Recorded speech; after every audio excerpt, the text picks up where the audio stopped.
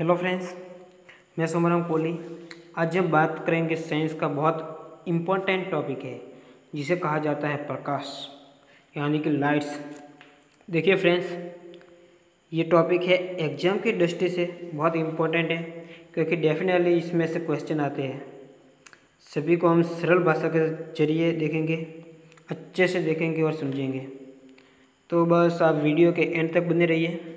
ज़्यादा बड़ा वीडियो नहीं है, छोटा सा ही वीडियो है। चलो let's started video. Prakash Prakash ऊर्जा का ही एक रूप होता है जो हमारी दृष्टि से संवेदना का कारण है। प्रकाश द्वारा अपनाए गए सरल पथ को किरण कहते हैं।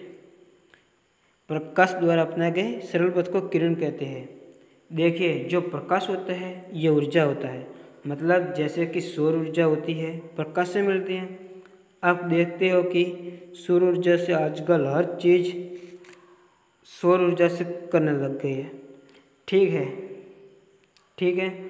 जैसे सिंचाई हेतु भी सौर ऊर्जा का प्रयोग, इलेक्ट्रॉनिक वाहनों में भी सौर ऊर्जा का प्रयोग होता है। तो जो ये सौर ऊर्जा होती है, सोलर जो सिस्टम होता है, इसमें भी तो ऊर्जा है ना, तभी तो गाड़ियाँ चल रही है। सौर ऊर्जा के काफ़ी चीज़ें चल रही है। तो इस चीज़ को आप समझ सकते हो कि जो एक प्रकाश होता है ये एक ऊर्जा होता है, और प्रकाश के द्वारा जो सीधा मार्ग अपनाया जाता है उसे किरण कहा जाता है। जैसा कि आपको इस इमेज में दिख रहा है, इसे किरण कहते हैं। चलिए आगे देखते हैं। देखिए फ्रेंड्स, बता दे जो अनेक किरणें होती हैं, जो ये किरण पुंज बनाती है, जो कि अभिसारी व अपसारी होते हैं। अब देखिए, अपसारी व अभिसारी क्या होते हैं? अपन अक्सर कंफ्यूज हो जाते हैं कि अभिसारी व अपसारी होते क्या है। तो मैं आपको बता देता हूँ कि ये जो उभरा हुआ भाग है इसे अपसारी या उत्तल कहते हैं, तथा जो ये अंदर की ओर धंसा हुआ भाग है इसे अभिसारी व उत्तल कहते हैं। ऐसे आपको पता न चले तो मैंने एक इमेज ली है जो है एक चम्मच कि जो चम्मच का बाहर वाला भाग होता है उसे हम अपसारी कहते हैं, और जो अंदर की ओर धंसा हुआ है जिसके अंदर अपन खाना खाते हैं अभिसारी या अवतल कहलाते हैं। अभिसारी या अवतल कहलाते हैं।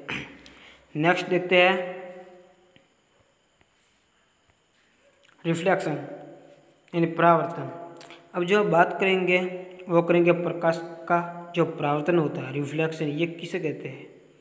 तो देखिए दोस्तों, जो रिफ्लेक्शन होता है, परावर्तन होता है, ये होता क्या है कि जब कोई प्रकाश की किरण किसी सतह से टकराकर वापस उसी दिशा में परावर्तित हो जाती है तो इस घटना को प्रकाश का परावर्तन कहते हैं, यानी कि रिफ्लेक्शन कहते हैं।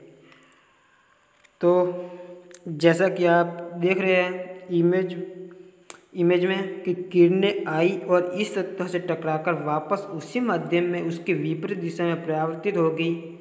लेकिन काफ़ी चीज़ें ऐसी होती है जिसमें परावर्तन नहीं होता है। किरण सतह के आर पार निकल जाती है, जैसे पानी के अंदर किरण सतह के आर पार निकल जाती है। ठीक है फ्रेंड्स, तो ये आपके समझ में अच्छी तरह से आ गया होगा। तो चलिए नेक्स्ट है अपवर्तन यानी रिफ्रैक्शन। अपवर्तन किसे कहते हैं? तो अब देखिए, अपवर्तन का मतलब यह है कि जब कोई किरण विरल माध्यम से सघन माध्यम में जा रही हो और उसमें थोड़ा घुमाव आ गया तो बस वही प्रकाश का अपवर्तन है। जैसे यहाँ से कोई किरण गई जो कि नीचे से सघन माध्यम में जल वाटर, जो पानी में जब किरण जाएगी तो थोड़ी झुकी हुई प्रतीत होगी, इसे ही प्रकाश का अपवर्तन कहते हैं। अपवर्तन के कुछ एग्जाम्पल हैं, जैसे पानी में रखी पेंसिल का टेढ़ा दिखाई देना, पानी का पेंदा ऊपर उठा हुआ दिखाई देना। तो ठीक है, ये आपने अच्छे से समझ लिया होगा या सबको अच्छी तरह से समझ आया होगा। जैसे जब प्रकाश एक माध्यम से दूसरे माध्यम में तिरछे होकर गमन करता है तो वहाँ अपने पथ से मुड़ जाता है, इसे प्रकाश का आवर्तन कहते हैं। चलिए नेक्स्ट देखते हैं। वहाँ है पूर्ण आंतरिक परावर्तन, टोटल इंटरनल डिफ्लेक्शन।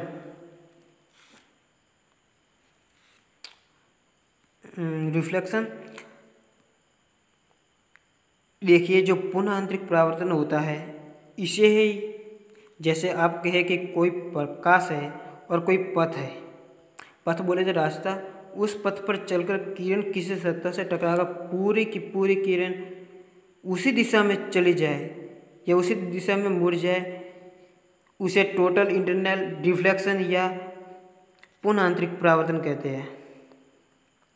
प्रकाश आया और वापस उसी दिशा में पूरा का पूरा चला गया, उसी माध्यम से लौट जाए, उसे पूर्ण आंतरिक परावर्तन कहते हैं। तो ठीक है, ये आपको अच्छी तरह से समझ में आ गया होगा। नेक्स्ट जो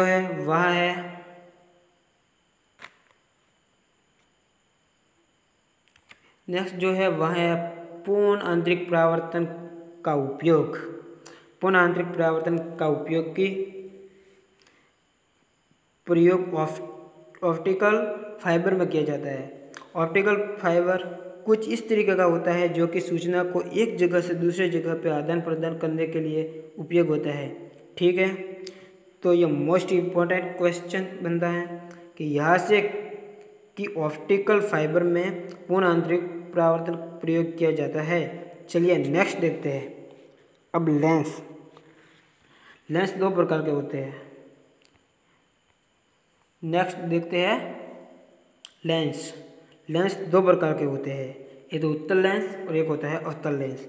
जैसे उसको अभिसारी आप सारी भी बोल सकते हैं। लेंस का उपयोग